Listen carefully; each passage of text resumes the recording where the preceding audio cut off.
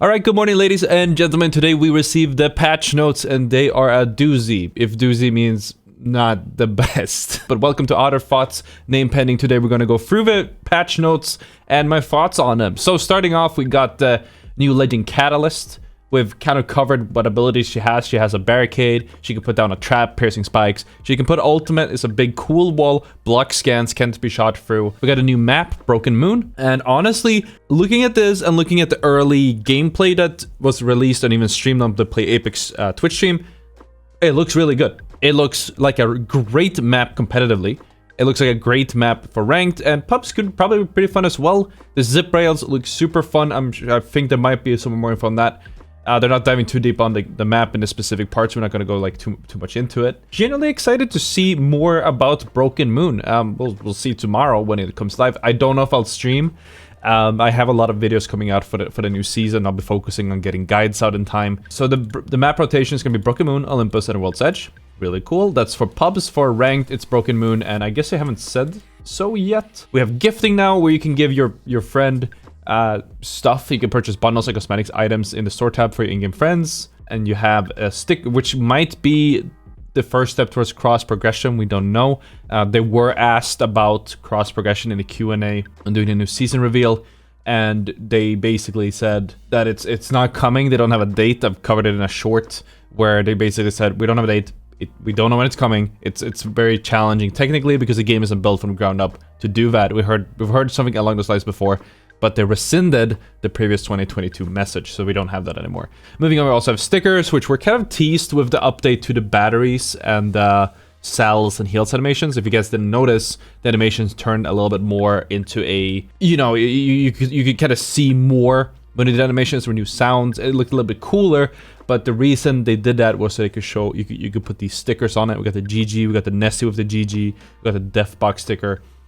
Just another way to monetize. I can't wrap them for it. It's a pretty smart move, smart business move, if you may. Something I'm excited about is the firing range has all the legends unlocked. We have so now, like, if you don't have all legends, you can still try them out in the firing range. Ranked has a race. That's actually really good for me because sometimes I need screenshots for thumbnails and stuff. No, it can easily do that. Ranked entry requirement is raised from 10 to 20. I don't know what the point of this is. It'll still not take that long. It will take twice as long to level up, but it wasn't really that high of a requirement to begin with. It takes a few hours to get there. And the balance updates is very messy the way they made it, but we're gonna go through this together. So the crate rotation says that Massive returns to the floor, and the RF-55 enters the crate with disruptor rounds instead. We're getting the Anvil receiver back. I mentioned that in my video.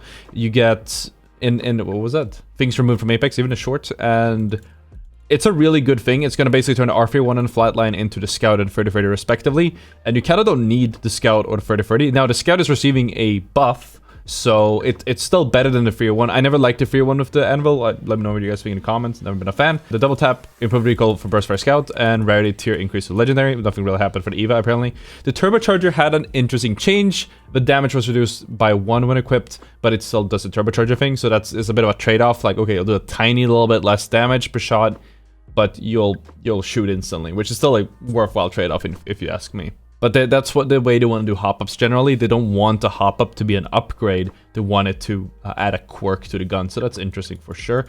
Boosted loader was removed. Connected feeder was removed. Crafting rotation changed. Now it's the Spitfire and Peacekeeper enters the crafter. Havoc MP20 returns to the floor. Rampage got a pretty big buff. I don't think it's necessarily enough because you still have an ammo component, but they removed the heat decay over time, so you will constantly have full charge. And when you pick it up, or until you shoot, obviously, and when you pick it up, it will have charge. It will not go away. The Rampage and Sentinel can be recharged, which is pretty cool. And the Mastiff has been nerfed. I'd say it's probably, going off this, is probably less than a Peacekeeper now in the tier list. We're going to be changing up the tier list. Not that the last one was any good. The RA45 received a buff. We got the Disruptor rounds now increased damage against shields by 30%. I don't know how much it was before. I guess it was less.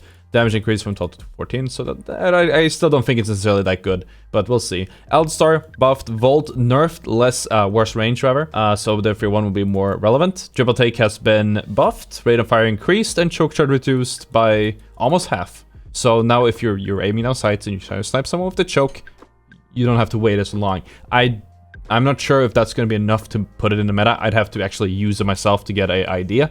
But definitely an interesting changed. And the R99 also got a buff. They raised the amount of bullets by 1 in the blue and the purple magazine. And the Peacekeeper was also buffed with the projectile growth reduced. Actually, that's a nerf now I think about it. And then some bug fixes. We were not really going to go through this. So a lot of people were complaining because there were no legend changes. There were no gun changes. There were no meta changes. We have a lot of new content, but not any changes, no balance changes. Like my Twitter was lit up with this. So the problem is that, well, yeah, there's no changes. But you have to keep in mind that in a few days, Pro League kicks off. And if you have a massive meta update right on the corner of Pro League, everyone's going to be pissed off. Nobody's going to be happy about that. Maybe it'll be a massive change by the next collection event. So this is patch 15, so it'd be patch 15.1. We'll just have to wait and see. There was one thing I stumbled upon this fine morning, it's midnight here, which is that there were actually undocumented changes. So people were complaining, oh, the patch notes are so short. There's nothing in the patch notes, no changes. There's actually a decent bunch. We've seen some early access gameplay. And we noticed that a few things, most notably Lifeline. So, you know, in the blue bins for Lifelines, that Lifeline can open with the secret compartment can now be opened by all support legends. So they changed the support passive. That might mean that maybe they're changing Recon Up, maybe they're changing Pathfinder's passive. We'll just have to wait and see. Speaking of Pathfinder, we also saw that the zipline now has a different UI. And apparently his grapple had a different cooldown. We'll just have to wait and see more about that for tomorrow. But that is interesting to say the least, because I've never really thought he was in a good place. People just play him because it's fun, not necessarily because he's good.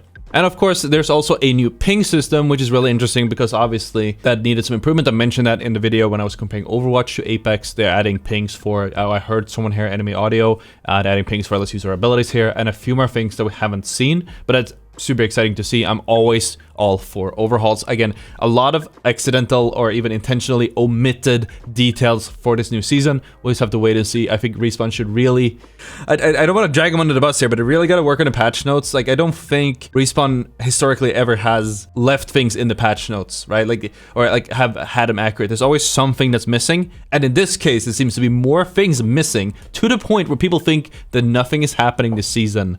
Other than the new content, obviously, rather than it being things that are accidentally omitted. We'll just simply have to wait and see until tomorrow. Yeah, let's just take another look real quick on the broken movement, the vlog, because I saw a quick... So these zip rails look so fun. They go incredibly fast. Like, I genuinely, I have no idea how you're going to be able to snipe people on them. I have no idea how you're going to, like...